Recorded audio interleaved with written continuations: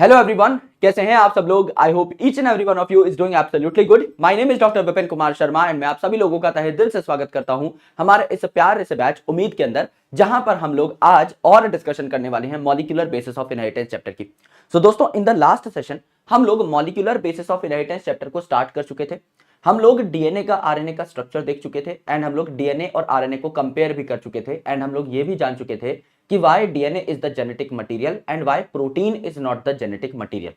क्यों डीएनए और आरएनए को बेहतर जेनेटिक मटेरियल माना गया, इसके बारे में हमने चर्चा की और डीएनए आरएनए को भी कंपेयर करके हमने ये देखा कि डीएनए ज्यादातर ऑर्गेनिजम्स के अंदर एज अ जेनेटिक मटेरियल पाया जाता है और आरएनए क्यों बहुत चुनिंदा ऑर्गेनिजम्स के अंदर एज अ जेनेटिक मटेरियल पाया जाता है, इस बारे में भी हम लोगों ने चर्चा कर ली थी। Now it is very critical, very crucial for all of us to understand the central dogma in detail. मैंने आपसे कहा था कि सेंट्रल डॉगमा एक ऐसी स्कीम है जो कि क्रिक साहब ने दी थी, जहां उन्होंने बताया कि डीएनए अपनी कॉपी भी बनाता है जिसे रेप्लिकेशन कहा जाता है, डीएनए से आरएनए भी बन सकता है आगे चल के जिसे हम ट्रांसक्रिप्शन कहते हैं, और आपका आरएनए आगे चल के प्रोटीन में भी कन्वर्ट हो सकता है जिस प्रोसेस को हम ट्रांसलेशन कहते हैं। ये तीनों चीजें आपको काफी डिटेल में वन बाय वन पढ़नी होती हैं और यहां से पिछले सालों में कम से कम 3 से 4 सवाल पूछे गए हैं हर साल, और ये एक रेगुलर पैटर्न है। यानी जो सेंट्रल डॉगमा का टॉपिक है ये आपको ऑटोमेटिकली 10 प्लस मार्क्स देके जाता है, यानी या तो 12 नंबर देके जाएगा या 16 नंबर देके जाएगा। इतने नंबर आपके सिर्फ और सिर्फ इन 3 टॉपिक से आ जाते हैं। बीच में एक और टॉपिक है जिसको हम genetic code and structure of tRNA कहते हैं। उन टॉपिक्स को मिलाकर आप मान सकते हैं कि आपका पूरा का पूरा आपका कम से कम 12-16 नंबर का काम आपका बन जाता है। और बहुत इजी क्वेश्चंस आते हैं क्योंकि ये सारी की सारी चीजें ना मैकेनिज्म्स हैं, और जब आप मैकेनिज्म्स काफी डिटेल में पढ़ लेते हो ना, तो आपको किसी भी प्रकार के क्वेश्चन से डर नहीं लग रहा होता। हाईली कंसेप्चुअल टॉपिक है, एक बार समझ में आ गए तो आ गए, कहीं नहीं जाने, फिर ये टॉपिक दिमाग में एकदम सेट रहेंगे। चीजों के नाम, एंजाइम के नाम आपको थोड़े बहुत याद करने पड़ सकते हैं, एक वक्त के बाद वो भी आपके दिमाग में सेट हो जाएंगे। माइनर 1-2 रिविजन्स आपको लेने होते हैं। यस, टेंशन लेने की जरूरत नहीं है मेरे भाई। मैं जानता हूं मेरी तबीयत थोड़ी सी खराब चल रही है और थोड़ा सा हम स्लो हो गए हैं, लेकिन trust me on this, I will catch back all the things, है ना। I will get you on track, I will get my self on track. आप इतना भरोसा करते हो उसके लिए बहुत बहुत शुक्रिया। पिछले कुछ दिनों से मैं बहुत ज़्यादा एक्टिव नहीं रह पा रहा हूँ, आप लोगों से इंटरेक्ट नहीं कर पा रहा हूँ, but I will definitely come back, क्योंकि काम तो जीवन का हिस्सा है, करना ही है ना। तो उसको तो मैं कभी छोड़ने वाला हूँ नहीं। खुद का ही बहुत ज़्यादा रुझान है काम की तरफ, तो टेंशन लेने की बिल्कुल ज़रूरत नहीं है। You are very very concern and I am very very thankful for that. लेकिन आपके दिमाग में 1% भी ये शंका नहीं आनी चाहिए कि अब जो है कंटेंट की क्वालिटी गिर जाएगी, ड्यूरेशन कम हो जाएगी, क्योंकि मैं बहुत ज़्यादा खड़ा नहीं हो पा रहा हूँ। ड्यूरेशन छोटे छोटे टुकड़ों में आपको वीडियोस देखने को मिलेंगी जो कि मर्ज होकर के आप तक पहुंच रही होंगी। लेकिन मेरे भाई, जो पहुंचेगा कंटेंट वो एम्पल रहेगा 360 नंबर के लिए। ये शुरू से हमारा प्रॉमिस था और ये प्रॉमिस एंड तक निभाया जाएगा, बहुत आराम से, बहुत प्यार से। तो बिल्कुल भी अपने दिमाग के ऊपर लोड नहीं लेना है। यस, फिजिक्स आपकी स्टार्ट हो जाएगी अभी आने वाले दिनों में, केमिस्ट्री स्टार्ट हो जाएगी। पैरेलली फिजिक्स केमिस्ट्री करते रहो, बायोलॉजी के शॉर्ट्स में आपके लिए डालता रहूंगा। और जब भी किसी टीचर की क्लास कैंसिल होगी या हमें मौका मिलेगा संडेज को, तो वी विल स्टैंड लाइव 3-4 घंटे का हम लोग कोई प्रैक्टिस सेशन या कोई चैप्टर लेकर के खड़े हो जाएंगे। तो एकदम बेफिक्र होकर अपनी पढ़ाई कर, है ना भाई, जिंदा है अभी, हो जाएगा काम। यस, आओ मेरे भाई, जो भी सारा का सारा कंटेंट है आपको यहां मिलेगा इस टेलीग्राम चैनल के ऊपर और पीडब्ल्यू ऐप के ऊपर, दोनों जगह हमसे कनेक्ट हो जाइएगा। कल हम लोगों ने इस टॉपिक को स्टार्ट कर दिया था, है ना, मॉलिक्यूलर बेस ऑफ इनहेरिटेंस को, पर कुछ सवाल हम लोगों ने सॉल्व नहीं किए थे। क्लास थोड़ी जल्दी एंड हो गई थी हमारी, 4 घंटे में ही। एक बार हम लोग कुछ सवाल देख लेते हैं कल जो पढ़े हुए टॉपिक थे उनके, और फिर हम लोग धीरे धीरे आगे बढ़ते चलेंगे। राइट, सबसे पहला सवाल आपके सामने ये आता है, given below are 2 statement. Statement 1 कहती है, in the RNA world RNA is considered as the first genetic material. सही बात है। Evolved to carry out essential life processes. सही बात है, काफी चीजें कर रहा था, स्ट्रक्चरल रोल भी था इसका, कैटालिटिक रोल भी था, है ना, एंजाइम की तरीके से भी काम कर रहा था, which is a part of catalytic role only, ribozyme बना रहा था। राइट, एंड उसके अलावा आपका मैसेंजर आरएनए के तौर पे जेनेटिक मटेरियल का काम तो कर ही रहा था, अडेप्टर मॉलिक्यूल का काम कर रहा था, बहुत सारे काम कर रहा था। RNA act as genetic material and also act as catalyst for some important biochemical reactions in living system. Being reactive, it is unstable. सारी की सारी बातें करेक्ट है, सारी बातें करेक्ट है, कोई शंका यहां पर हमको है ही नहीं, सारी की सारी बातें करेक्ट है।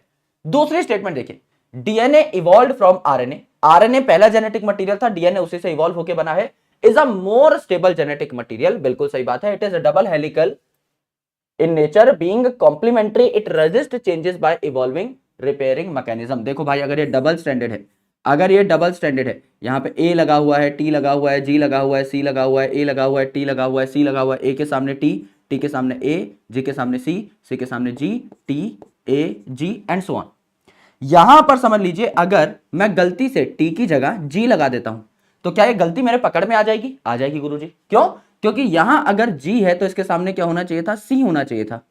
यहां है ए, अगर यहां जी होता और ये करेक्ट होता तो यहां भी सी होना चाहिए था ना इसके सामने, लेकिन यहां आपका जी के सामने ए है विच इज नॉट फाइन। इसका मतलब यहां ए है तो यहां टी होना चाहिए था। जी गलती से आ गया है तो इसको मैं भगा दूंगा और टी को मैं लाके लगा दूंगा, यानी मैं एरर्स को करेक्ट कर सकता हूं क्योंकि डीएनए क्या है? डबल स्ट्रैंडेड मॉलिक्यूल है, तो इसमें कोई भी गलती होगी तो हमें पता लग जाएगा। तो दोनों स्टेटमेंट आपकी एकदम पूरी पूरी करेक्ट है, इसमें कोई भी शंका, कोई दिक्कत, कोई परेशानी हमें नहीं है, यह हमने सीखा। आगे देखिए, match list 1 and list 2। Alfred Hershey Martha chase ने क्या दिया था? आपका जेनेटिक मटेरियल डीएनए ही है, इसका अनइक्विवोकल प्रूफ दिया था। DNA as a genetic material, इसकी कंप्लीट कंफर्मेशन दी थी। आपका ग्रिफिथ साहब ने एस स्ट्रेन आर स्ट्रेन पे रिसर्च की थी, स्ट्रेप्टोकोकस न्यूमोनिया पे।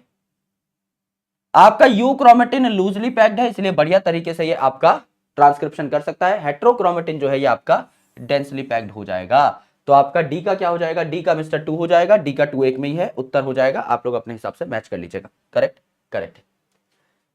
हिस्टोन प्रोटीन्स आपके बेसिक प्रोटीन्स हैं, पॉजिटिवली चार्ज प्रोटीन है, तो ये लाइसिन और आर्जिनिन जैसे अमीनो एसिड्स में रिच होते हैं। गुरुजी ये बात भी हमको पहले से पता है, कोई इसमें दिक्कत वाली बात है ही नहीं।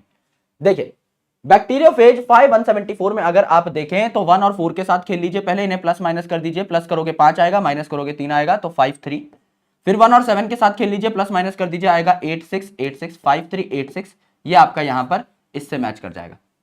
ए का 2 आ गया, ए का 2 आपका 2 में ही है, 2 एलिमिनेट हो गए। बैक्टीरियोफेज लैम्डा मैंने बताया था 50 - 2 = 48, तो क्या बोलोगे?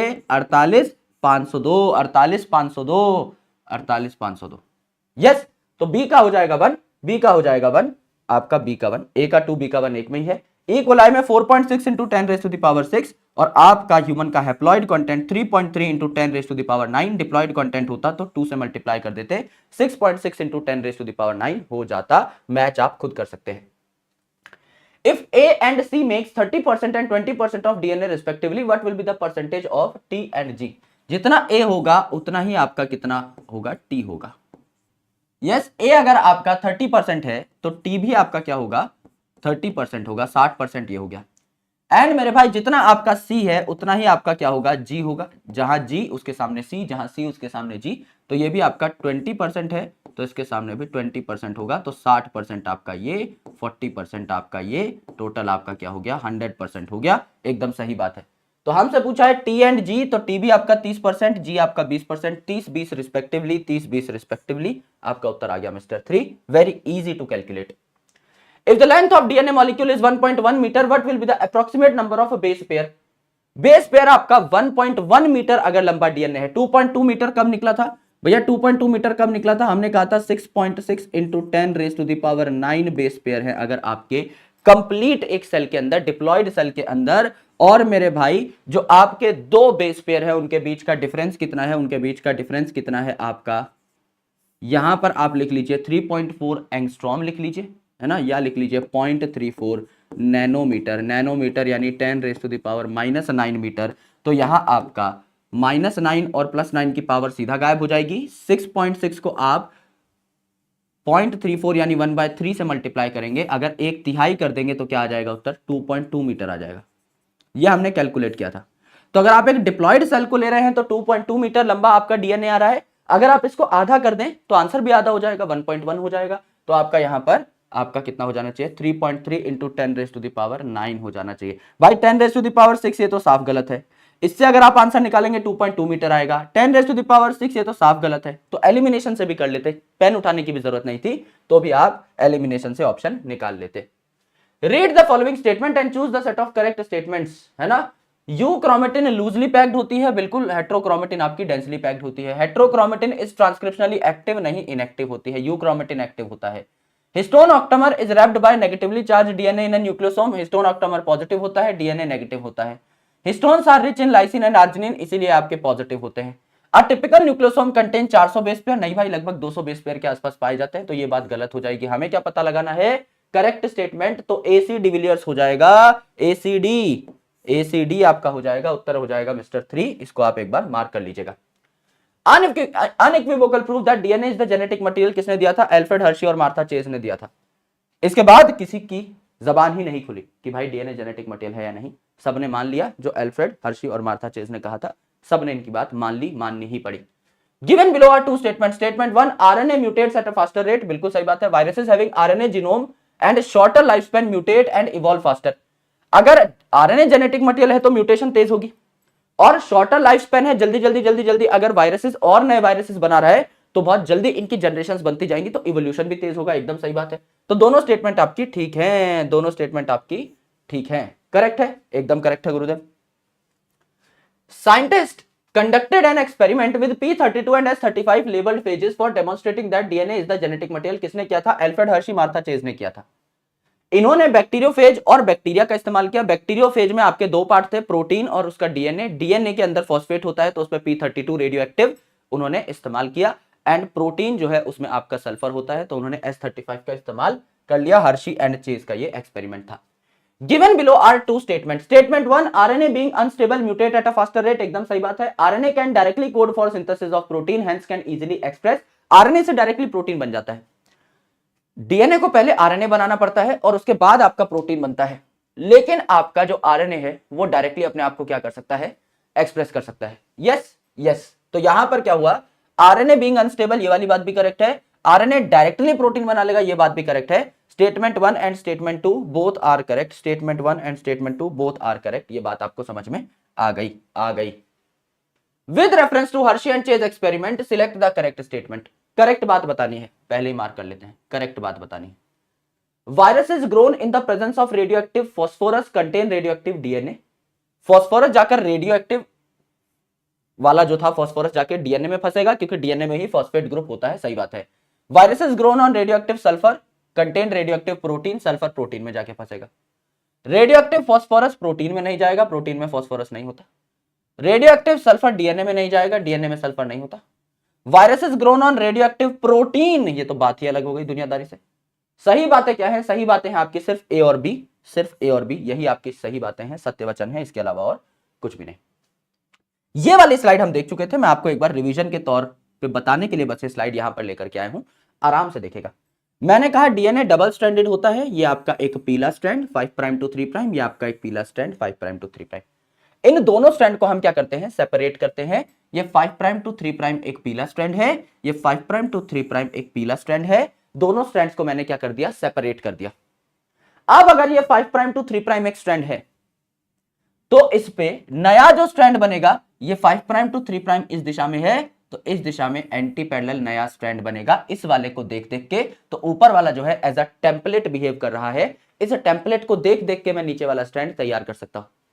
तो यहां पर क्या हुआ, यहां पर टी को देख करके मैंने ए लगाया इसके सामने, ए को देख करके मैंने टी लगाया, सी को देख करके जी लगाया, सी को देख करके जी लगाया, जी को देख करके सी लगाया, टी को देख करके ए लगाया, ए को देख करके टी लगाया, एंड सो ऑन।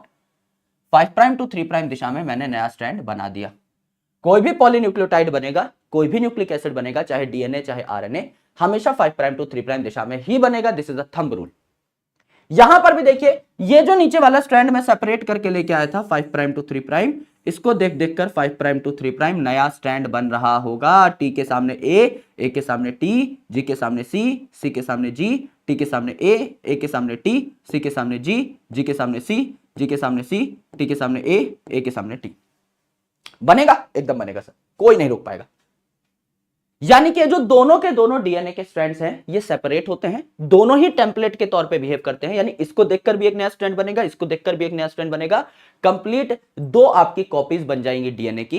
एक डीएनए की कॉपी थी हमारे पास, दो कॉपीज बन गई, यानी एक डीएनए की दो रेप्लिका बन गई, इसी को हम रेप्लिकेशन प्रोसेस कहते हैं। करेक्ट। अब यहां जो नया डीएनए बना है, एक कॉपी ये बनी, इसमें एक स्ट्रैंड आपका पुराना था और एक स्ट्रैंड आपका नया बना है। हाफ ओल्ड यानी half DNA is conserved, half is new. यहां पर भी half is conserved, half is new. इस डीएनए रेप्लिकेशन के मॉडल को हम semi conservative model of DNA replication कहते हैं, जिसमें हमने Meselson and Stahl as well as Taylor साहब के एक्सपेरिमेंट्स को देखा, जिन्होंने प्रूव कर दिया था कि यस, डीएनए रेप्लिकेशन सच में सेमी कंजर्वेटिव है। अब इस डीएनए रेप्लिकेशन का मैकेनिज्म क्या है, इसको हम लोग गौर से सीखेंगे, इसको हम लोग प्यार से समझेंगे। आराम से मेरी बात को सुनना मेरे भाई। डीएनए रेप्लिकेशन का मैकेनिज्म क्या है, what is the mechanism, ideal mechanism of DNA replication, this is something we are about to read. तो रेप्लिकेशन एक ऐसा प्रोसेस है, रेप्लिकेशन में रेप्लिका का मतलब ही होता है कॉपी, ये एक ऐसा प्रोसेस है जहां डीएनए जो है खुद की कॉपीज बना रहा है। तो मेन एंजाइम क्या होगा, डीएनए से डीएनए बनाने वाला, डीएनए डिपेंडेंट, डीएनए पे ही डिपेंड करके, डीएनए को ही एज अ टेम्पलेट यूज करके नया डीएनए बनाने वाला इस एंजाइम को हम क्या कहते हैं, डीएनए डिपेंडेंट डीएनए पॉलीमरेज, या नॉर्मली डीएनए पॉलीमरेज, जो डीएनए पॉलीमराइज कराएगा यानी डीएनए तैयार करेगा। सिंपल सी बात है, DNA dependent DNA polymerase. DNA replication एक ऐसा प्रोसेस है जो एक्यूरेट है, क्योंकि अगर कोई भी गलती हो जाएगी, कोई भी अगर दिक्कत हो जाएगी, तो अगली डॉटर सेल में, भाई जब भी आपको सेल डिवीजन करना है तो दोनों डॉटर सेल्स जो बनेंगी इनमें आपको डीएनए डालना है। वो डीएनए आपको पेरेंट सेल जैसा ही तो डालना है। अगर कोई गड़बड़ी हो जाएगी तो आपकी दिक्कतें हो सकती हैं डॉटर सेल के अंदर, इसीलिए हम कोशिश करेंगे कि कोई मेजर दिक्कत यहां ना हो। इसीलिए ये प्रोसेस क्या रहता है, एक्यूरेट रहता है। जैसा मैंने आपको बताया, ये डबल स्ट्रैंडेड अगर डीएनए है, ये इसका 5 प्राइम टू 3 प्राइम स्ट्रैंड, इसका 5 प्राइम टू 3 प्राइम दूसरा स्ट्रैंड। अगर समझ लीजिए कोई गड़बड़ी हो गई, यहां ए के सामने टी है, टी के सामने ए है, जी के सामने सी है, सी के सामने जी है, ए के सामने टी है, टी के सामने ए है, जी के सामने सी है, ए के सामने टी है, टी के सामने ए है, ए के सामने टी है, सब ठीक है। यहां आपका सी के सामने जी होना चाहिए था, लेकिन क्या आ गया, ए। तो आपने गलती पकड़ ली, क्योंकि दोनों स्ट्रैंड मैच नहीं हो रहे। यहां आपका सी है तो यहां जी होना चाहिए था, या यहां ए है तो यहां टी होना चाहिए था। मैच नहीं हो रहे हैं दोनों के दोनों स्ट्रैंड्स। इसका मतलब यहां पे जो ए लग गया है ये गलत है, तो इस गलत मिस्टेक को मैं करेक्ट कर लूंगा, यानी इस ए को मैं क्या कर लूंगा, हटा दूंगा। इसे मैं एक्साइज कर लूंगा। एक्साइज करना मतलब निकाल लेना, रिमूव कर लेना, और इसकी जगह पे मैं सही नाइट्रोजनस बेस लगा लूंगा, यानी जी लगा लूंगा। यानी यहां पर अगर सी था तो इसके सामने जी होना चाहिए, ए लग गया था गलती से, तो ए को मैं हटाऊंगा, एक्साइज कर दूंगा यानी रिमूव कर दूंगा, एंड जी में ला करके यहां पे टिका दूंगा, तो एक्यूरेट हो जाएगी डीएनए रेप्लिकेशन। जब भी आप डीएनए रेप्लिकेशन करेंगे, एंड में आप हमेशा चेक करेंगे कि सब कुछ ठीक चल रहा है या नहीं। अगर सब कुछ ठीक नहीं है तो आप आकर के ठीक करेंगे उसे।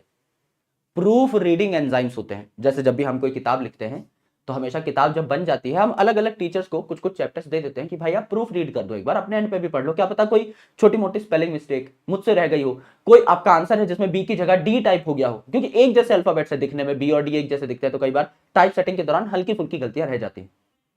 तो हम बोलते हैं कि भाई एक बार प्रूफ रीड कर दो। जब कोई सामने वाला एक्सपर्ट भी प्रूफ रीड करता है तो गलतियां आपकी कम हो जाती हैं। सिमिलरली डीएनए जो है, ये भी जब रेप्लिकेट होता है तो there are some proof reading enzymes. वो प्रूफ रीडिंग एंजाइम्स चेक करते हैं कि सब कुछ ठीक है या नहीं। अगर सब कुछ ठीक नहीं होता तो गलतियों को सुधार दिया जाता है। ये बहुत इंपॉर्टेंट है। It is a fast process. जैसे ई कोलाई में अगर आप देखेंगे, ई कोलाई के एक सेल से 2 सेल बनने में टोटल ही 20 मिनट का टाइम लगता है। 18 मिनट के अंदर अंदर इसका पूरा डीएनए रेप्लिकेट हो जाता है मेरे भाई। 4.6 इंटू 10⁻⁶ बेस पेयर है, जो कि सिर्फ और सिर्फ 18 मिनट में पूरा रेप्लिकेशन दिखा दे रहे हैं। यानी एक सेकंड में 2000 से भी ज्यादा बेस पेयर आपके रेप्लिकेट कर दिए जाते हैं। एक सेकंड में पलक झपका के खोली तब तक तो 2000 बेस पेयर बना दिए। इतना फास्ट ये प्रोसेस होता है। तो it is accurate, it is fast, and मेरे भाई energy requiring process. Energy requiring क्यों? जैसा मैंने आपको बताया, जब आप डीएनए रेप्लिकेट करेंगे, जब आप डीएनए रेप्लिकेट करेंगे, डीएनए अगर डबल स्ट्रैंडेड है इस जिप की तरह, ये डीएनए अगर डबल स्ट्रैंडेड है तो यहां ए के सामने टी है, टी के सामने ए है, सी के सामने जी है, जी के सामने सी है। ये सब हाइड्रोजन बॉन्ड से जुड़े हुए हैं। ये सारे हाइड्रोजन बॉन्ड्स टूटेंगे, cut cut cut cut cut cut cut cut cut cut cut cut करके ये सारे हाइड्रोजन बॉन्ड्स टूट रहे होंगे। तो इन सारे हाइड्रोजन बॉन्ड्स को जब हम तोड़ेंगे, बॉन्ड तोड़ेंगे, तो एनर्जी भाई आपकी लगानी पड़ेगी। हम इन नाइट्रोजनस बेसिस को अलग अलग कर रहे हैं। बेस पेयर बना हुआ है पहले, इन पेयर्स को हम लोग तोड़ रहे हैं, तो खूब सारी एनर्जी लगेगी। So this energy is to be given. इसीलिए जब हम cell cycle, cell division chapter पढ़ रहे थे उस टाइम पर भी मैंने बताया था, जब भी कोई सेल एस फेज में एंटर करता है, डीएनए रेप्लिकेशन करने वाला होता है, पहले देखा जाता है कि उसने ठीक ठाक एटीपीज बना ली है या नहीं। क्या किसी सेल की ये जुर्रत है कि वो इस फेज में घुस पाए? कौन कब घुस पाएगा? जब उसके पास खूब सारी एनर्जी। अगर किसी सेल के पास बहुत सारी एनर्जी नहीं है, वो इस फेज में घुसना अफोर्ड भी नहीं कर सकता। It is such an energy requiring phase. ये हम लोग अच्छे तरीके से जानते हैं, बेहतर तरीके से जानते हैं मेरे भाई, इसमें कोई दो राय है ही नहीं। करेक्ट है, एकदम करेक्ट है गुरुदेव, ये बात हमको समझ में आ गई। अब एनर्जी चाहिए तो एनर्जी आएगी कहां से? यहां पर क्या होता है, यहां पर डीएनए रेप्लिकेशन में आप डीएनटीपी का यूज करते हैं। डीएनटीपी क्या होते हैं सर? छोटे डी का मतलब है डीऑक्सी, क्योंकि आप डीएनए बना रहे हैं तो आप डीऑक्सी न्यूक्लियोटाइड्स को लगाएंगे। तो डीऑक्सी न्यूक्लियोसाइड ट्राइफॉस्फेट, न्यूक्लियोसाइड के ऊपर फॉस्फेट लगा दिए तो क्या बन गया? न्यूक्लियोटाइड बन गया। यानी आपको न्यूक्लियोटाइड्स ऐड करने हैं, तभी तो आप पॉलीन्यूक्लियोटाइड बना पाओगे। डीएनए क्या है? एक पॉलीन्यूक्लियोटाइड है ना। तो आप न्यूक्लियोसाइड्स पे फॉस्फेट ऐड करोगे तो न्यूक्लियोटाइड बन जाएगा, और से मल्टीपल न्यूक्लियोटाइड एक के बाद एक के बाद एक के बाद एक के बाद एक लगाते रहोगे तो पॉलीन्यूक्लियोटाइड यानी न्यूक्लिक एसिड बनेगा। अगर आपको डीएनए तैयार करना है, अगर आपको एक न्यूक्लिक एसिड तैयार करना है, तो न्यूक्लियोटाइड्स को आपको निरंतर जोड़ते रहना पड़ेगा। तो ये वो न्यूक्लियोटाइड है डीऑक्सी न्यूक्लियोटाइड जिनको आप ऐड कर रहे हो, और ये ऐसे न्यूक्लियोटाइड है जिनमें 3 फॉस्फेट है। एक फॉस्फेट होता तो भी आप न्यूक्लियोटाइड शब्द का इस्तेमाल कर सकते थे। यहां पे देखिए भाई, यहां पर अगर आप देखें तो this is nitrogenous base, this is your sugar and this is your phosphate. ये तीनों चीजें भी हैं अगर, तो भी आप न्यूक्लियोटाइड बोल सकते हो, but this is monophosphate, this is diphosphate, this is triphosphate. 3 phosphate है तो भी न्यूक्लियोटाइड बोलोगे। मिनिमम 1 फॉस्फेट चाहिए न्यूक्लियोटाइड बनाने के लिए। अगर 1 फॉस्फेट भी होता, इतना भी अगर आप स्ट्रक्चर बना बैठे होते, इसको भी आप न्यूक्लियोटाइड बोलते। फिर सर इसको यूज क्यों नहीं किया? 3 फॉस्फेट क्यों लगाए?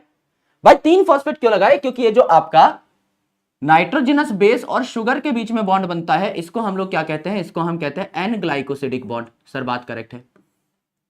ये जो आपका शुगर और फॉस्फेट के बीच में बॉन्ड बनता है, इसको हम कहते हैं फॉस्फोएस्टर बॉन्ड। सर बात करेक्ट है। ये जो फर्स्ट फॉस्फेट और सेकंड फॉस्फेट के बीच में बॉन्ड बनता है, एंड जो सेकंड और थर्ड फॉस्फेट के बीच में बॉन्ड बनता है, ये जो बॉन्ड है, इन्हें हम कहते हैं फॉस्फोएनहाइड्राइड बॉन्ड। फॉस्फोएनहाइड्राइड बॉन्ड, और ये जो फॉस्फोएनहाइड्राइड बॉन्ड होते हैं, इनमें खूब एनर्जी स्टोर होती है। अर्थात ये जब बॉन्ड्स टूटेंगे तो एनर्जी रिलीज होगी, और वो एनर्जी रेप्लिकेशन करवाएगी। यानी रेप्लिकेशन अगर एनर्जी कंज्यूमिंग प्रोसेस है, बहुत एनर्जी इसमें कंज्यूम हो रही है, खूब एनर्जी लगती है, तो ये एनर्जी कहां से आएगी? ये जो आपका रॉ मटेरियल है रेप्लिकेशन का, जिन रॉ मटेरियल को जोड़ जोड़ के आप डीएनए तैयार कर रहे हो, डीएनए का स्ट्रैंड तैयार कर रहे हो, उन्हीं के फॉस्फोएनहाइड्राइड बॉन्ड तोड़ तोड़ के, डीएनटीपीस के फॉस्फोएनहाइड्राइड बॉन्ड तोड़ तोड़ के आप क्या करोगे? आप एनर्जी निकालोगे। भाई यहां 3 फॉस्फेट है, 2 फॉस्फेट तोड़ो, एनर्जी निकालो। और ये जो लास्ट का फॉस्फेट है, ये जो न्यूक्लियोटाइड बचा, इसमें भी नाइट्रोजनस बेस है, शुगर है, फॉस्फेट है। ये जो आपका न्यूक्लियोटाइड बचा, इसको जाके किसी एग्जिस्टिंग न्यूक्लियोटाइड पे लगा दो।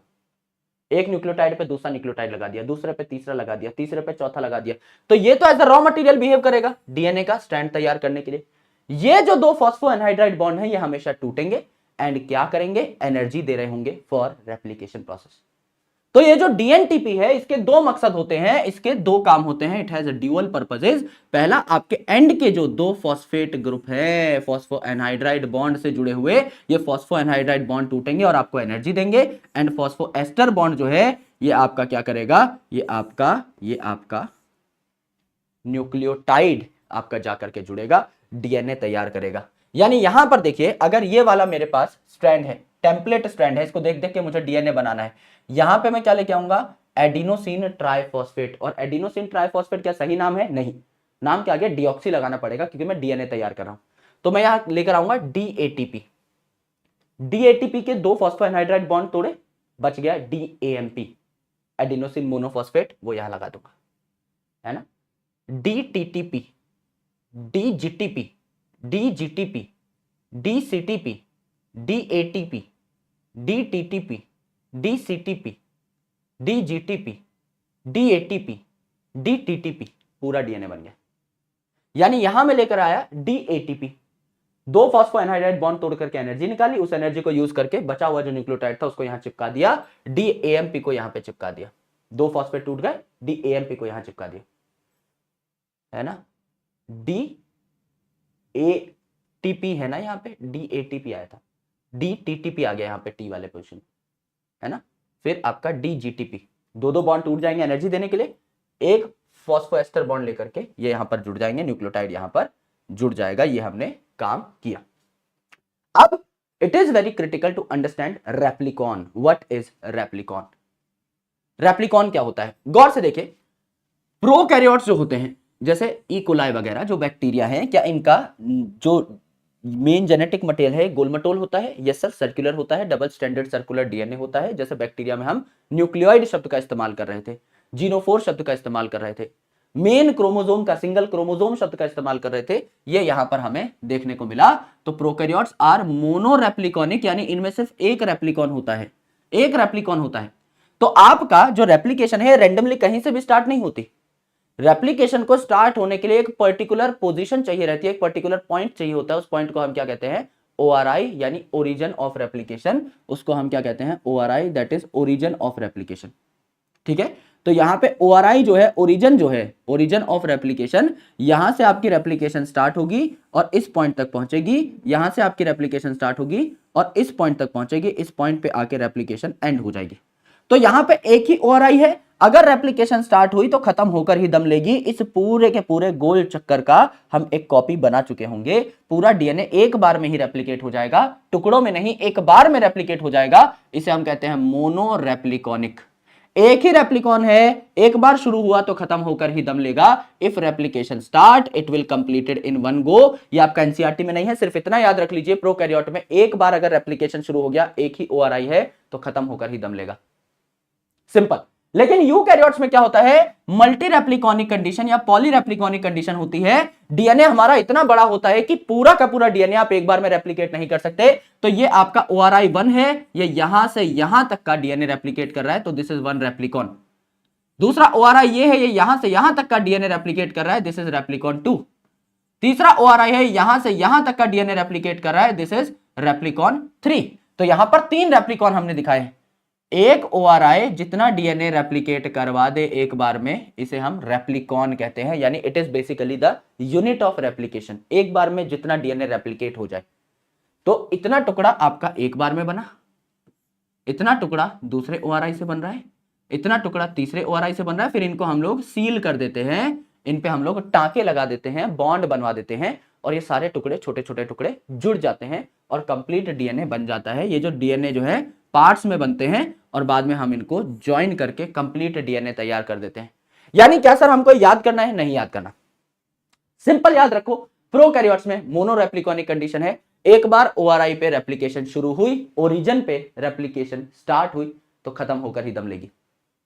और यूकैरियोट्स का डीएनए बड़ा होता है, तो छोटे छोटे टुकड़ों में, पार्ट्स में आपका डीएनए बनता है, बाद में उसे ज्वाइन करके हम कंप्लीट डीएनए बना सकते हैं। बहुत सारे रेप्लिकॉन्स होते हैं, छोटी छोटी यूनिट्स होती हैं जो आपकी तैयार हो रही होती हैं, उनको जोड़ करके कंप्लीट डीएनए बनाते हैं। इतना ही याद करना है, बहुत डिटेल में नहीं घुसना है, इसको यहीं पर छोड़ सकते हैं हम लोग। पॉलीप्लॉइडी बच्चा बच्चा जानता है यार। पॉली का मतलब क्या है? पॉली का मतलब होता है मैनी, प्लॉइडी का मतलब होता है सेट ऑफ क्रोमोसोम्स। समझ लीजिए कोई सेल है मेरे पास, यहां पर तो हमारे जो मैग्नेट है इनके चीथड़े उड़े पड़े हैं, but let me try to connect them again, जिससे दोबारा जिंदा हो पाए, है ना। इनकी भी लाशें पड़ी हुई थी मेरी बैग में, इनको हम लोग एक बार क्या कर लेते हैं, दोबारा से जीवित कर डालते हैं दोस्त। एक सेकंड दे दो बस। समझ लीजिए कोई ऐसा सेल है जो डिप्लॉइड है, यस, कोई ऐसा सेल है जो डिप्लॉइड है। इसने क्या किया? अपने डीएनए की कॉपीज बढ़ा ली, है ना। इसने क्या कर लिया भाई, आपका जब सेल डिवीजन होगा उससे पहले न्यूक्लियर डिवीजन होगा ना, साइटोकाइनेसिस से पहले कैरियोकाइनेसिस होगा, 2 न्यूक्लियस बनेंगे एक सेल के अंदर, फिर सेल की डिवीजन होगी। समझ लीजिए ये आपका एक न्यूक्लियस था, अब ये जो सेल है इसने कैरियोकाइनेसिस कर लिया, अब इसमें 2 न्यूक्लियस हो गए, दोनों एक जैसे, यानी यहां पर क्रोमोसोम का जो नंबर था ये डबल हो चुका है। सेट जो है आप ऑलमोस्ट कह सकते हैं डबल हो चुके हैं। यहां पर बस आपके सेल के अब 2 टुकड़े होने थे, पेरेंट सेल जैसे ही 2 डॉटर सेल बन जाते, लेकिन यहां पे कैरियोकाइनेसिस तो हुई, अब साइटोकाइनेसिस हुई ही नहीं।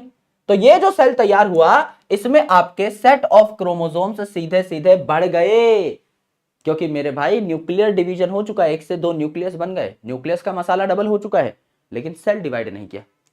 So when the cytokinesis doesn't occur after karyokinesis, तो पॉलीप्लॉइडी कंडीशन देखने को मिलती है, आपका डीएनए का कंटेंट ज्यादा देखने को मिलता है ऐसे सेल्स के अंदर। तो कई सारे सेल्स होते हैं जो मल्टी न्यूक्लिएटेड होते हैं, जैसे पैरामीशियम में भी आपके 2 सेल होते हैं, आपको पढ़ाया गया है। इसके अलावा अगर आप फंगस भी देखें तो आपके फाइकोमाइसिटीज जो होते हैं उनमें सिनोसिटिक कंडीशन होती है। तो ऐसी अलग अलग चीजें आपको देखने को मिलती हैं। यस, तो ये सारी चीजें आपको बीच बीच में देखने को मिल रही होती हैं। करेक्ट है, एकदम करेक्ट है सर। तो डीएनए रेप्लिकेशन एस फेज में होती है ऑफ इंटरफेज। यस, तो इंटरफेज जो है इसमें G1 फेज था, गैप 1, फिर आता है एस फेज, फिर आता है G2 फेज। तो एस फेज में क्या हो रही होती है, यहां पर डीएनए सिंथेसिस या डीएनए रेप्लिकेशन हो रही होती है, ये हमें पता है। तो आपका यहां पर न्यूक्लियर डिवीजन यानी कैरियोकाइनेसिस तो हो गया, साइटोकाइनेसिस नहीं हो पाया, ये हमने जाना। अब हम डीएनए रेप्लिकेशन की गहराई में घुसने वाले हैं दोस्त। अब हम कुछ एंजाइम्स के बारे में चर्चा कर रहे हैं। बहुत आराम से इन एंजाइम्स के बारे में समझिएगा और इन एंजाइम्स को जानने की कोशिश करिएगा। एक सीक्वेंस में मैं नहीं जा रहा हूं, पहले मैं आपको एक अलग से एंजाइम की बात बता दे रहा हूं जिसका जिक्र एनसीईआरटी में नहीं है, but it is very important from examination point of view, इसीलिए सबसे पहले इसके बारे में बता रहा हूं। इसका नाम है टोपो आइसोमरेज या प्रोकैरियोट्स में इसे डीएनए गाइरेज भी कहते हैं। ये जो टोपो आइसोमरेज है, टोपा महाराज जो है, ये करता क्या है, let's try to understand that. समझ लीजिए आपका ये डीएनए है, ये स्टार्ट पॉइंट है, ये एंड पॉइंट है। समझ लीजिए मैंने यहां पर दो दीवारें लगा रखी है, एक वहां दीवार है, एक मेरे पास दीवार है ना। इससे लंबा नहीं खींच सकता डीएनए को, इससे छोटा नहीं करूंगा। डीएनए जो है स्टार्टिंग और एंड पॉइंट हमेशा यहीं पर रहेगा। मैंने क्या कर दिया है, अगर मुझे डीएनए को रेप्लिकेट करना है मेरे भाई मेरी जान, अगर मैं डीएनए को रेप्लिकेट करना चाहता हूं तो क्या मुझे डीएनए के जो दोनों स्ट्रैंड हैं इनको अलग अलग करना पड़ेगा। ये स्ट्रैंड भी एक टेम्पलेट के तौर पे काम करेगा, ये स्ट्रैंड भी एक टेम्पलेट के तौर पे काम करेगा। अगर ये दोनों स्ट्रैंड बंधे हुए हैं, एक दूसरे से ही जुड़े हुए हैं, तो इन दोनों स्ट्रैंड्स को देखकर कोई नया स्ट्रैंड नहीं बन सकता, पॉसिबल ही नहीं। इसको भी सिंगल स्ट्रैंड में कन्वर्ट होना होगा, इसको भी सिंगल स्ट्रैंड में कन्वर्ट होना होगा, तभी जाकर के इसके न्यूक्लियोटाइड के सीक्वेंस को पढ़ के कोई नया स्ट्रैंड बनेगा, इसके न्यूक्लियोटाइड सीक्वेंस को पढ़ के कोई नया स्ट्रैंड बनेगा, तभी हो सकता है। इसके अलावा कोई और चारा हमारे पास है नहीं।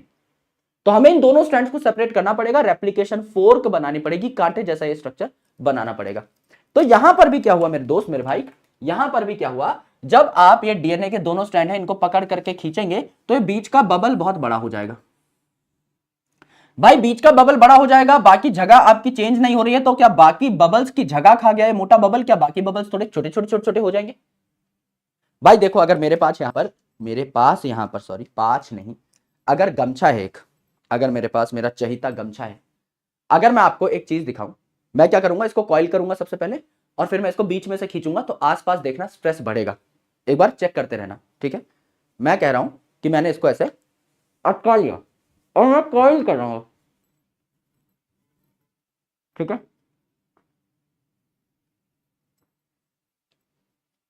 और देखना, अब देखना भाई, मैं बीच में से एक ऐसा स्थान है जहां पे अपना हाथ डाल करके इस गमछे का एक बबल बड़ा करूंगा, आसपास यहां और यहां कोने पे आपका क्या हो जाएगा, बाकी बबल्स छोटे हो जाएंगे। या मैं यहां पर इस बबल को जब बड़ा करूंगा, इधर स्ट्रेस आ जाएगा, देखना मैं इस बबल को बड़ा करूंगा, यहां के बबल्स ऑटोमेटिकली बहुत ज्यादा आपके क्या हो जाएंगे, कॉइल होना स्टार्ट हो जाएंगे, इनमें स्ट्रेस आ जाएगा। देखिए इसको बड़ा करो,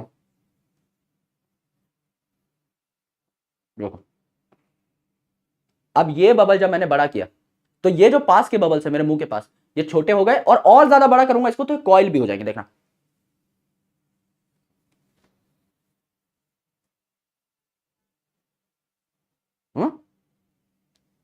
अब दे आर रिलैक्स्ड, मस्त है, ढीले ढीले पड़े हुए, अब दे आर रिलैक्स्ड। हर बबल देखो कहीं से भी खोल पाओगे, एकदम रिलैक्स पड़ा हुआ है, यहां से भी खोल सकते हो। लेकिन जब मैं वहां का बबल बड़ा करूंगा, ये बबल्स इतने छोटे हो जाएंगे, इतने टाइट हो जाएंगे, इनको आप खोल नहीं पाओगे। हाँ वो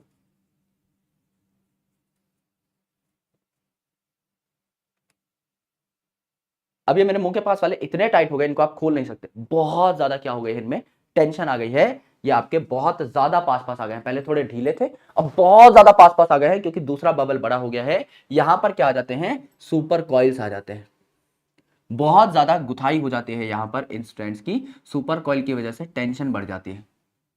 तो ये जो आपका टोपो आइसोमरेज है, या क्या करता है, ये आ करके इन स्ट्रैंड्स को काट देता है, ये कैंची की तरह काम करता है और इन स्ट्रैंड्स को काट देता है।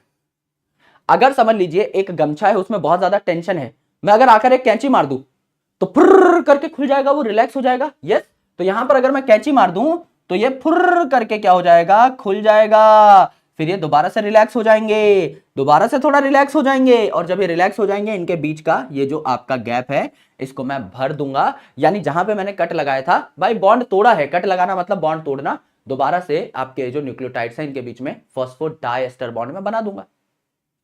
ये काम है टोपो आइसोमरेज का, मिस्टर टोपा भाई का ये काम है। कि जब भी डीएनए को हम लोग रेप्लिकेट कराते हैं तो आपके डीएनए के स्ट्रैंड को सेपरेट करेंगे, तो ये वाला पार्ट तो खुल गया, ये तो डीएनए रेप्लिकेशन कर लेगा अच्छे तरीके से। ये जो दोनों पार्ट्स हैं ये तो एकदम ऐसे गुथाई कर बैठे ना, इनको मुझे क्या करना है, रिलैक्स करना है, सुपर कॉइलिंग हटानी है। इनको मैं क्या करूंगा, रिलैक्स करूंगा, एज वेल एज मैं क्या करूंगा, इनको झटपट झटपट रिलीज करा दूंगा, रिलैक्स करके इनको थोड़ा सा ढीला करूंगा एंड फिर इनको जोड़ दूंगा। ये काम किसका है, टोपोआइसोमरेज का है।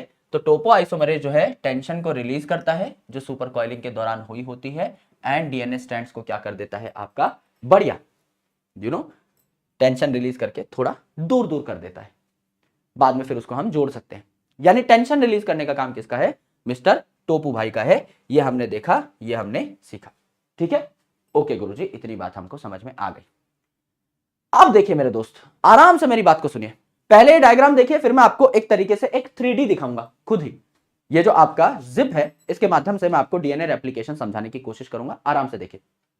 अगर ये आपका डीएनए है तो डीएनए के दो स्ट्रैंड्स होते हैं, एक 5 प्राइम टू 3 प्राइम इस दिशा में है, दूसरा 5 प्राइम टू 3 प्राइम होगा कॉम्प्लीमेंट्री। एकदम सही बात है सर, एकदम सही बात है। यहां पर क्या होता है, यहां पर एक एंजाइम होता है जिसका नाम है, यहां पर एक एंजाइम होता है जिसका नाम है मिस्टर हेलिकेज। हेलिकेज मतलब डीएनए हेलिक्स को खोलने वाला हेलिकेज, या फिर इसे कहेंगे अनवाइंडेज। जो डीएनए को अनवाइंड कर दे इसे कहेंगे अनवाइंडेज। तो ये हेलिकेज है या अनवाइंडेज है। नाम है हेलिकेज तो हेलिक्स को खोलेगा, नाम है अनवाइंडेज डीएनए को अनवाइंड करेगा।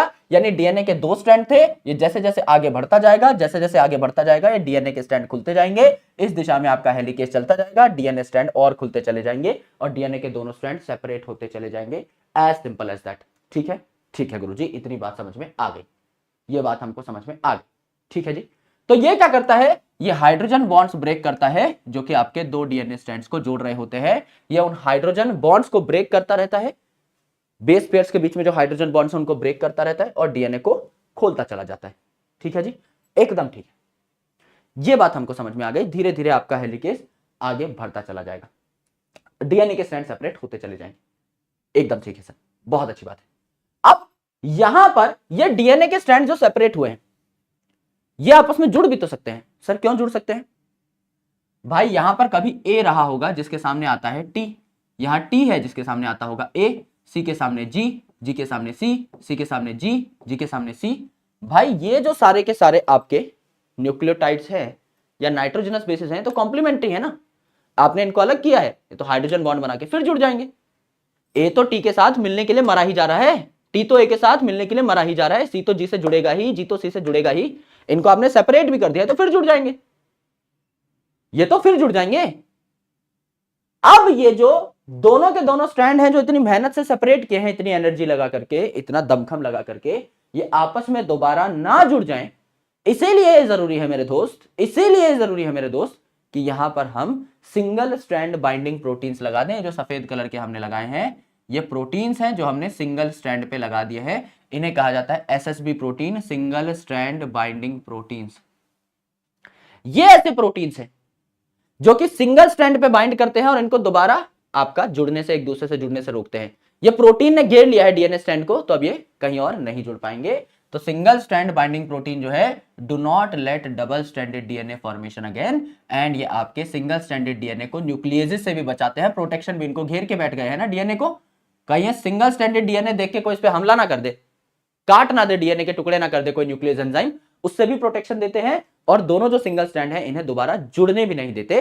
तो आपके दो एंजाइम हमने यहां पढ़े, हेलिकेज डीएनए को खोलता चला जाएगा और एसएसबी प्रोटीन जो है सिंगल स्ट्रैंडेड बाइंडिंग प्रोटीन, वो आपका क्या करेंगे, वो आपका फिर सिंगल स्ट्रैंड को स्टेबलाइज कर देंगे। जैसे यहां पर देखिए ये आपका हेलिकेज है, ये चेन जो है, ये जो चेन है ये आपकी हेलिकेज है। हेलिकेज आगे बढ़ता गया, डीएनए खुलता गया, हेलिकेज आगे बढ़ता गया, मेरे मुंह की साइड आता जा रहा है, डीएनए खुलता जा रहा है, और इस साइड आएगा डीएनए खुलता जाएगा, खुलता जाएगा, खुलता जाएगा, खुलता जाएगा, खुलता जाएगा, खुलता जाएगा, खुलता जाएगा। ये एक सिंगल स्ट्रैंड है, ये एक सिंगल स्ट्रैंड है। इस सिंगल स्ट्रैंड पे भी सिंगल स्ट्रैंडेड बाइंडिंग प्रोटीन, इस पे भी सिंगल स्ट्रैंडिंग बाइंडिंग प्रोटीन, कि ये दोबारा ना जुड़ जाए, ये सिंगल स्ट्रैंड ही रहे और इन सिंगल स्ट्रैंड को न्यूक्लियस नाम के एंजाइम से भी प्रोटेक्शन मिल जाए। ये हम लोगों ने देखा, ये हम लोगों ने सीखा। ये काम है हेलिकेज का और एसएसबी प्रोटीन्स का, सिंगल स्ट्रैंडेड बाइंडिंग प्रोटीन का। अब मेरे भाई डीएनए खुलता चला जा रहा है। पहले देखो आपका हेलिकेज यहां तक पहुंचा था तो इतना डीएनए खुला, ये आपकी रेप्लिकेशन फोर्क बनी, फिर यहां तक पहुंचा, इतना डीएनए आपका खुला, फिर यहां तक पहुंचा, इतना आपका डीएनए खुला। ठीक है सर, ये बात तो हो गई, इतना आपका डीएनए खुला है। Now the most important thing is कि ये स्ट्रैंड है आपका 5 प्राइम टू 3 प्राइम। इस पे जो नया स्ट्रैंड बनेगा वो 5 प्राइम टू 3 प्राइम बनेगा इस दिशा में, 5 प्राइम टू 3 प्राइम बनेगा इस दिशा में। ये जो स्ट्रैंड है यह है 5 प्राइम टू 3 प्राइम। यहां जो स्ट्रैंड बनेगा बनेगा 5 प्राइम टू 3 प्राइम दिशा में। एकदम सही बात है सर। अब मेरी एक बात को बहुत गौर से सुनो, अगर डीएनए इस साइड खुलता चला जा रहा है, इस साइड खुलता चला जा रहा है, यहां मैं क्या लगा देता हूं, यहां मैं लगा देता हूं एक प्राइमर, यहां मैं लगा देता हूं एक प्राइमर। प्राइमर प्राइमेज नाम का एंजाइम बनाता है। प्राइमर मतलब किसी भी चीज को शुरू करने वाला। जैसे जब आप अगर घर का कोई गेट है लोहे का, उसके ऊपर जब पेंट करते हैं तो उससे पहले प्राइमर मारते हैं जिससे पेंट की पकड़ बेहतर हो। जब आप डिस्टेंपर करते हैं दीवारों पे तो पहले प्राइमर लगाते हैं जिससे डिस्टेंपर की पकड़ बेहतर हो। लड़कियों को पता होगा जब वो मेकअप करती हैं तो मेकअप से पहले प्राइमर लगता है जैसे मेकअप की पकड़ बेहतर हो। प्राइमर मतलब पहले आ रहा है किसी चीज को शुरू करने के लिए। यहां पर प्राइमेज नाम का एंजाइम एक प्राइमर लगाता है ना। क्योंकि मेरे भाई एक न्यूक्लियोटाइड को अगर आप यूज कर रहे हैं टू मेक डीएनए और उसके ऊपर दूसरा न्यूक्लियोटाइड लगा रहे हैं, उसके ऊपर तीसरा न्यूक्लियोटाइड लगा रहे हैं, तो क्या मेरे भाई पहले न्यूक्लियोटाइड को भी जुड़ने के लिए कोई 3 प्राइम OH चाहिए? चाहिए सर। भाई हमने बताया था जो आपकी चेन ग्रो करती है, जो आपका डीएनए बनता है, जो आपका आरएनए बनता है, वो कैसे बनता है? कोई आपके पास 3 प्राइम OH है, इस पे नए न्यूक्लियोटाइड का 5 प्राइम फॉस्फेट जाके हमला कर देगा। फिर ये जो न्यूक्लियोटाइड जुड़ा है इसका 3 प्राइम OH फ्री है, इस पे कोई 5 प्राइम फॉस्फेट जाके हमला कर देगा। उसका 3 प्राइम OH फ्री है, उस पे कोई नया 5 प्राइम फॉस्फेट जाके हमला कर देगा। उसका 3 प्राइम OH फ्री है, उस पे कोई 5 प्राइम फॉस्फेट जाके हमला कर देगा। यानी पहले न्यूक्लियोटाइड को भी जुड़ने के लिए किसी का तो OH चाहिए, कहीं तो जाके अटैक करेगा। पहले वाले को भी कोई तो OH चाहिए जिसको जा करके, जिसकी टांग पकड़ के झूला जा सके, जिसपे अपना फॉस्फेट अटैच कराया जा सके।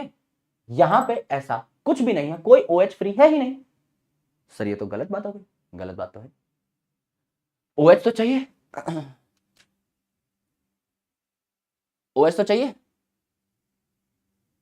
है ना। तो ये OH जो होता है ना, ये डीएनए पॉलीमरेज नाम का एंजाइम देता है खुद से, ना ये डीएनए पॉलीमरेज नाम का एंजाइम देता है खुद से OH। एंड मेरे दोस्त, ना ये आपका पहले न्यूक्लियोटाइड पे पाया जाएगा। पहला न्यूक्लियोटाइड कहां जाके अटकेगा? उसके पास खुद लटकने के लिए OH नहीं है। तो हम क्या करते हैं, यहां पे आरएनए का एक छोटा सा टुकड़ा लगा देते हैं जिसे हम कहते हैं आरएनए प्राइमर। तो ये जो प्राइमेज एंजाइम है, ये छोटा सा आरएनए का एक टुकड़ा लगा देता है। अब आरएनए में भी 5 प्राइम और 3 प्राइम एंड्स होते हैं, तो इस आरएनए के टुकड़े में 3 प्राइम एंड है, 3 प्राइम OH है। इस पे हम नए नए न्यूक्लियोटाइड्स ऐड करते रहेंगे। जैसे ए के सामने आ जाएगा आपका टी के सामने आ जाएगा ए, सी के सामने आ जाएगा जी के सामने आ जाएगा सी, टी के सामने आ जाएगा ए। इस OH पे, इस आरएनए प्राइमर के OH पे हम फिर डीएनए बनाना स्टार्ट कर देते हैं और डीएनए पॉलीमरेज जो है ये आपका अपना काम शुरू कर देता है। यानी प्राइमेज क्या करता है, इस प्रोसेस को स्टार्ट करता है OH प्रोवाइड करके, 3 प्राइम OH प्रोवाइड करके। और डीएनए पॉलीमरेज जैसा नाम है, डीएनए को पॉलीमराइज कराएगा। वो उस OH के ऊपर पहला न्यूक्लियोटाइड ऐड करेगा, फिर दूसरा, तीसरा, चौथा, पूरा डीएनए तैयार कर देगा। अब डीएनए हेलिकेज भी इसी साइड मूव कर रहा है, डीएनए हेलिकेज भी इसी साइड मूव कर रहा है, एंड मेरे भाई डीएनए पॉलीमरेज भी इसी साइड मूव कर रहा है। हेलिकेज आगे चल के डीएनए को खोलता जाएगा, पीछे पीछे पॉलीमरेज अपना काम करता जाएगा। यानी मेरे भाई एक ही बार में ये वाला जो ऊपर वाला स्ट्रैंड है इसकी पूरी रेप्लिकेशन हो जाएगी। एक ही बार में आपका एक प्राइमर लगेगा, एक पॉलीमरेज लगेगा, खेल खत्म हो जाएगा, कोई दिक्कत इसमें नहीं है। बट यहां देखिए, यहां सबसे पहले डीएनए इतना खुला हुआ है, इतना खुला हुआ है, तो यहां पहले एक प्राइमर लगा, पॉलीमरेज आया, इतना डीएनए आपका बन गया। अब यहां तो फिर आपका डीएनए इस साइड खुल रहा है, यहां पर आकर आपका एंड हो गया, इतना ही डीएनए का टुकड़ा आप बना पाए। फिर डीएनए इतना खुला, यहां पर आपने प्राइमर लगाया और यहां तक का बनाया, यहां तक का तो पहले बन ही गया था, यहां तक का डीएनए बनाया। फिर आपका डीएनए यहां तक खुला है, यहां तक खुला है, फिर आप प्राइमर लगाएंगे, पॉलीमरेज लगाएंगे, इतना टुकड़ा बनाएंगे। फिर आप डीएनए यहां तक खोलेंगे, प्राइमर लगाएंगे, पॉलीमरेज इतना टुकड़ा बनाएंगे। फिर आप प्राइमर लगाएंगे, पॉलीमरेज इतना टुकड़ा बनाएंगे, प्राइमर पॉलीमरेज इतना टुकड़ा बनाएंगे, प्राइमर पॉलीमरेज इतना टुकड़ा बनाएंगे। यानी नीचे वाला स्ट्रैंड जो है ये टुकड़ों में बन रहा है, क्योंकि डीएनए इस साइड खुल रहा है। तो पहले इतना खुला तो इतना ही बन पाएगा, इतना खुला इतना ही बन पाएगा, इतना खुला इतना ही बन पाएगा, इतना खुला इतना ही बन पाएगा। पहले आपका छोटा छोटा छोटा छोटा डीएनए ही बनेगा नीचे वाले स्ट्रैंड में। ऊपर वाले में क्या होगा भाई, डीएनए इस साइड ही खुल रहा है, इस साइड ही आपका नया डीएनए भी बनता चला जाएगा। तो आपका ये कंटिन्यूअसली बनेगा।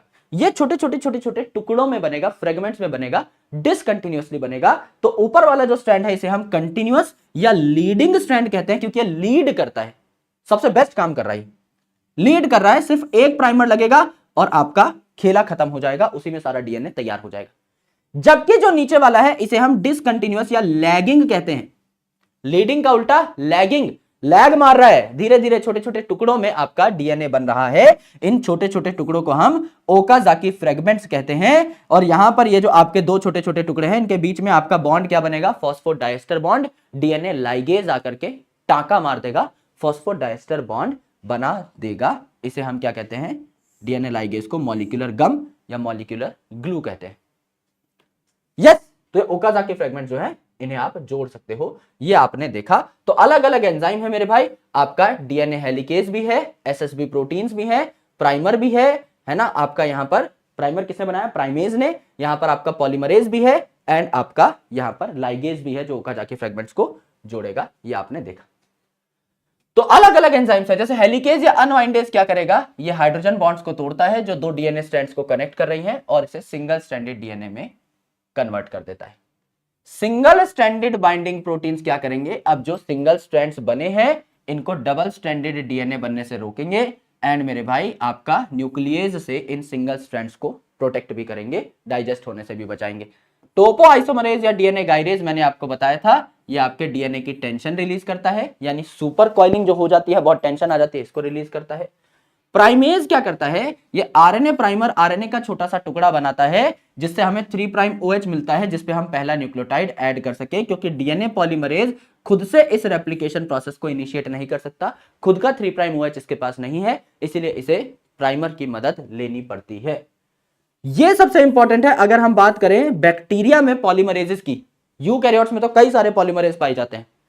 अगर आप बैक्टीरिया की बात करें तो 3 मेन पॉलीमरेज है। पॉलीमरेज 3 जो सबसे ज्यादा इंपॉर्टेंट है, जो हम डीएनए पॉलीमरेज बोल देते हैं, जो मेन काम करा रहा है, that is polymerase 3। Polymerase 1 proof reading enzyme है, यानी ये देखता है कि सब कुछ ठीक चल रहा है या नहीं, कोई गलती होती है तो उसको क्या करता है, आपका बेसिकली करेक्ट करने का काम करता है। और आरएनए प्राइमर जो है, बीच बीच में आप डीएनए के बीच बीच में आपने प्राइमर लगा रखा है, यहां पर देखिए, यहां पे बीच में प्राइमर लगा है, जितनी बार रेप्लिकेशन स्टार्ट हो रही है ब्लू कलर का प्राइमर लगाया है। इस प्राइमर को जब आप हटाते हैं थोड़ा सा गैप रह जाता है, यहां पे डीएनए बनाने का काम कौन करता है, मेन काम कर रहा है पॉलीमरेज 3। बीच में जो आरएनए प्राइमर के गैप्स हैं उनको भरने का काम, और प्रूफ रीडिंग की सब कुछ ठीक हुआ है कि नहीं ये देखने का काम है पॉलीमरेज 1 का। और जब पॉलीमरेज 1 खराब हो जाए, काम ना कर पाए, तो पॉलीमरेज 2 जो है ये आपका सब्स्टिट्यूएंट एंजाइम के तौर पे काम करता है। पॉलीमरेज 1 का काम ये कर रहा होता है। एक्सोन्यूक्लियस जिसे आरएनएज H भी कहते हैं, नाम है आरएनएज, यानी ये आरएनए को काटेगा। तो आरएनए प्राइमर जो बीच बीच में लगे हुए हैं, लैगिंग स्ट्रैंड पे कई सारे आरएनए प्राइमर थे, लीडिंग स्ट्रैंड पे एक आरएनए प्राइमर था, इसको आप काट करके हटा सकते हैं।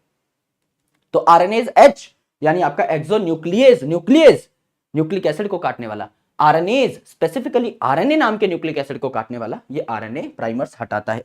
एंड लाइगेज क्या करता है भैया, जो भी ओकाजाकी फ्रेगमेंट्स हैं इनको जोड़ देगा फॉस्फोडाइएस्टर बॉन्ड बना के, क्योंकि 2 न्यूक्लियोटाइड्स को कनेक्ट कर रहा है, तो डाइएस्टर बॉन्ड यहां पर आपका बन जाता है। This is your DNA replication process.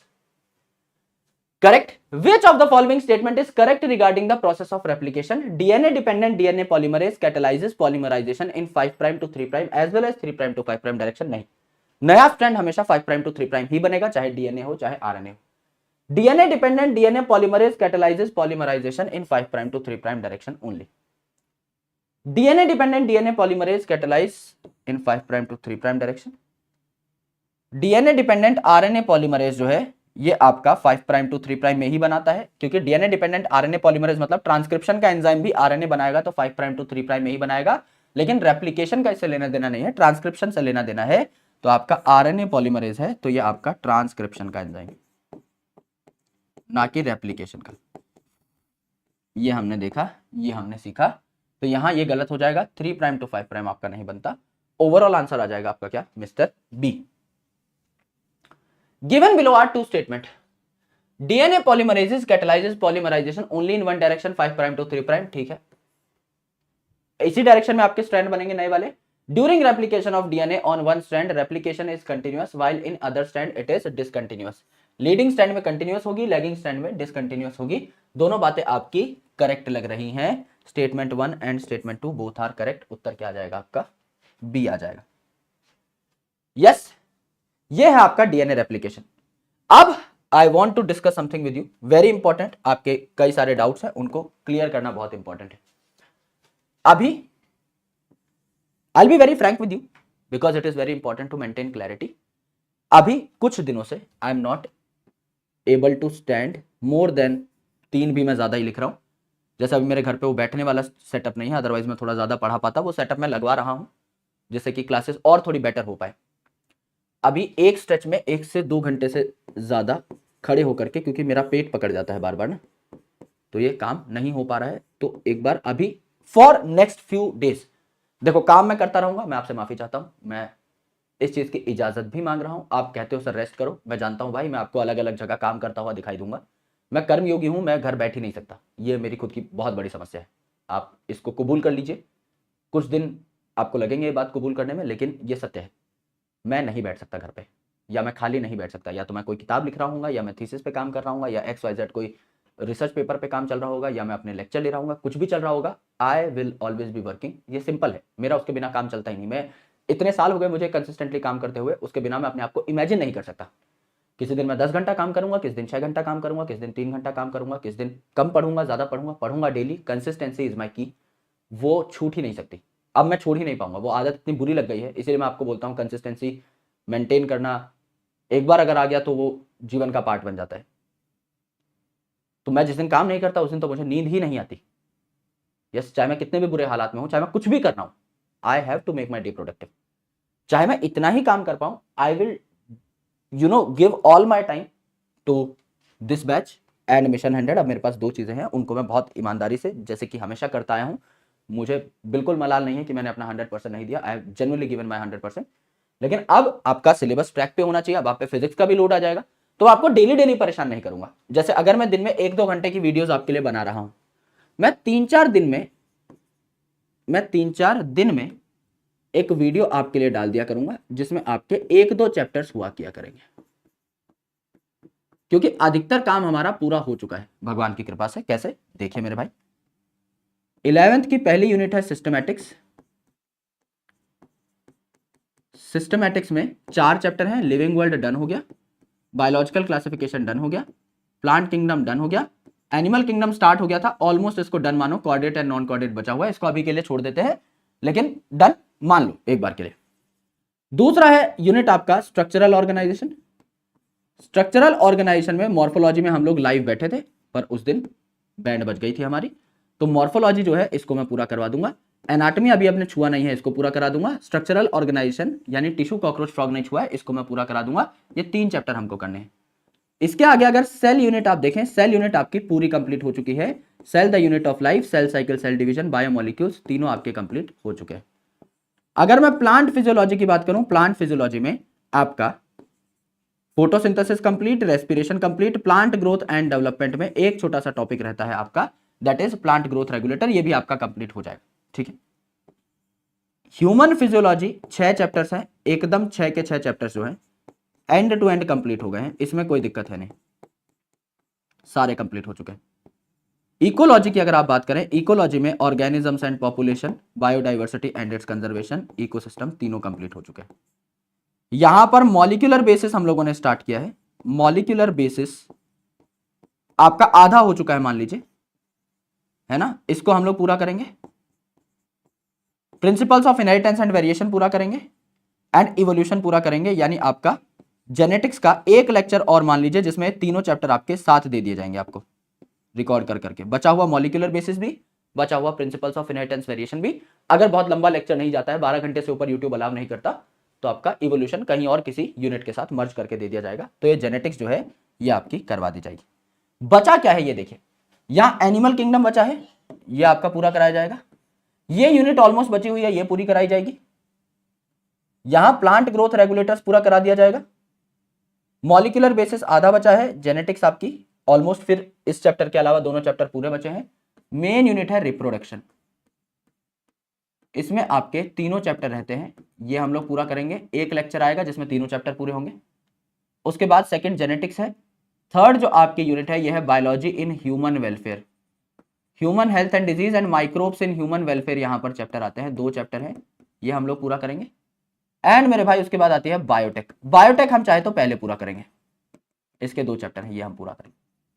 Biotech हम लोग पहले पूरा कर सकते हैं क्योंकि मॉलिक्यूलर बेसिस में जितना हमने पढ़ा है, अभी ट्रांसलेशन और पढ़ा देंगे हम लोग, जेनेटिक्स को पहले धप्पा करेंगे हम लोग, यानी principles of inheritance and variation को and molecular base of inheritance को, इस पार्ट को हम लोग पहले पूरा करेंगे। ये पूरा होते ही हम लोग डायरेक्टली बायोटेक पे हमला कर सकते हैं, तो फिर हम लोग इस पे बढ़ जाएंगे।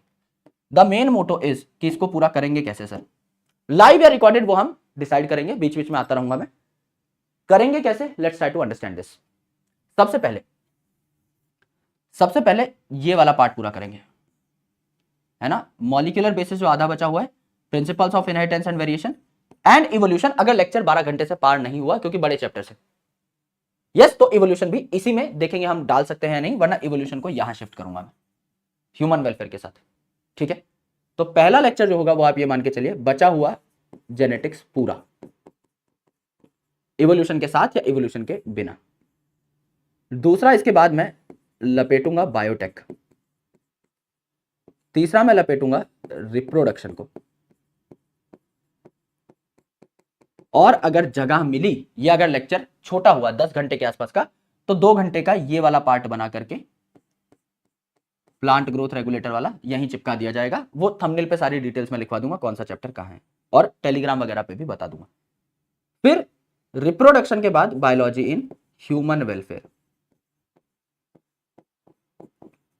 और ह्यूमन वेलफेयर के साथ ये जो एनिमल किंगडम है ये यहां चिपका दिया जाएगा, बचा कुचा जो भी पार्ट है। And then structural organisation, morphology का जो पार्ट रिकॉर्ड हो चुका है ऑलरेडी, मतलब कि जो लाइव में था वो उतना तो हम लोग दोबारा रिकॉर्ड नहीं करेंगे, आगे का रिकॉर्ड करके उसके साथ में मर्ज करा के नई वीडियो डाल दूंगा, मॉर्फोलॉजी की, एनाटॉमी की एंड टिश्यूज की, कॉकरोच की, फ्रॉक की, एक ही स्ट्रक्चरल ऑर्गेनाइजेशन।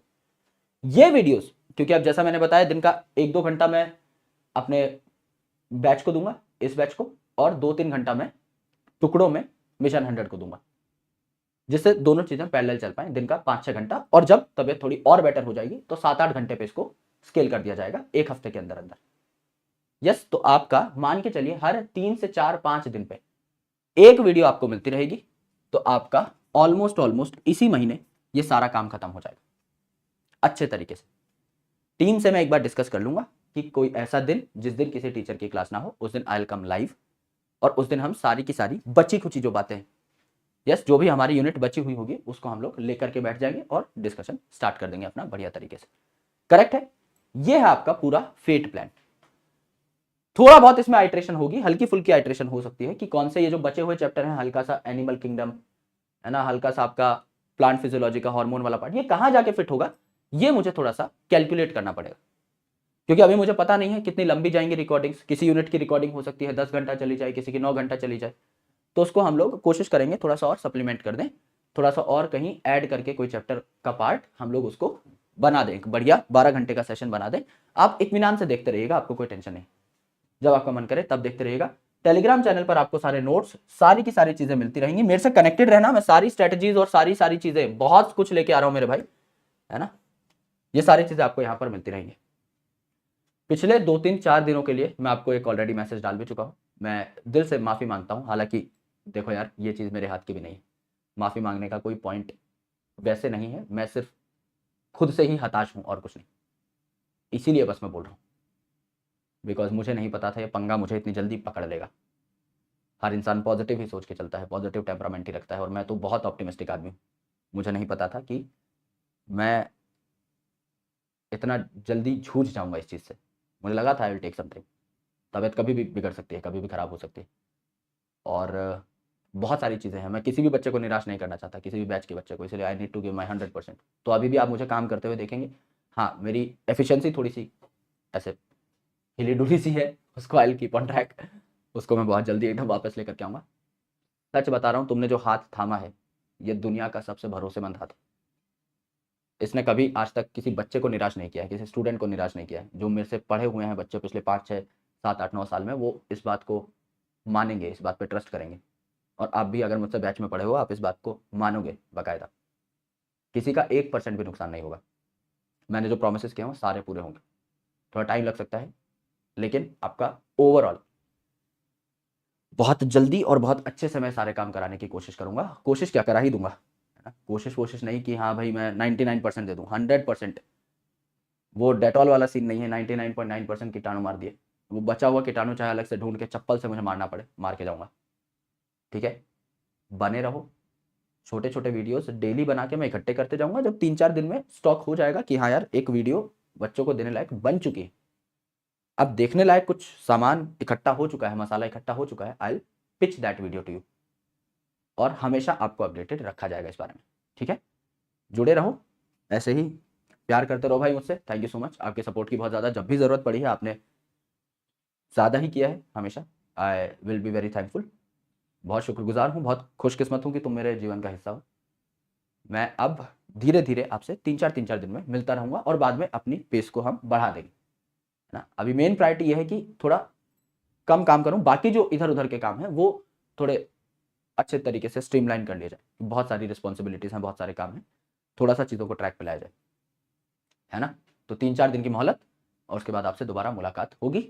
नीचे एक बार पूरे जोश में लिख देना मेरे भाई, जारविस आर्मी ओपी, जिससे कि आपका मोटिवेशन, आपका प्यार जो है मुझ तक पहुंच सके। और अभी मैं सोशल मीडिया पे बहुत ज़्यादा एक्टिव आपको दिखाई नहीं दूंगा। मैं हो सकता है कुछ डालूं, कुछ इधर उधर आपसे इंटरेक्ट करने के लिए कुछ फोटो वोटो पोस्ट करूं, बहुत ज़्यादा आपको एक्टिव नहीं दिखाई दूंगा। तो अगर मैं कम एक्टिव दिखाई दूँ तो कुछ बुरा नहीं मानना है उस बात का, है ना। अभी मैं आपसे कई दिन से बात नहीं कर पा रहा हूँ, तो कहीं कहीं जितनी अवेलेबिलिटी मेरी होगी उतना ही मैं कर पाऊंगा, है ना। और बाद में धीरे धीरे मैं आपको अपडेट अपनी हेल्थ पे भी देता रहूंगा, अपनी सारी की सारी चीज़ों पे देता रहूंगा। यस, चल अपना ध्यान रखो, पढ़ाई करते रहो। लॉट्स ऑफ लव, जय हिंद, बहुत बहुत शुक्रिया। मिलते हैं, take care of yourself, bye bye, love you all, bye.